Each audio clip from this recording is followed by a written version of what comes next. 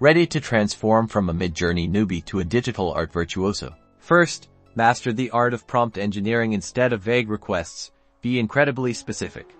Think about the subject, the style, the lighting, the colors, and the composition you desire. Next, explore parameters. These are your secret weapons. Experiment with aspect ratios using AR, zoom levels using zoom, and add controlled randomness with chaos to add uniqueness to your images.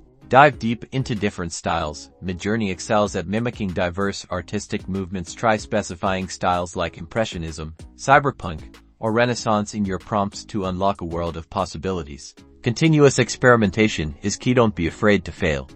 Refine your prompts based on each result. Iterate, iterate, iterate.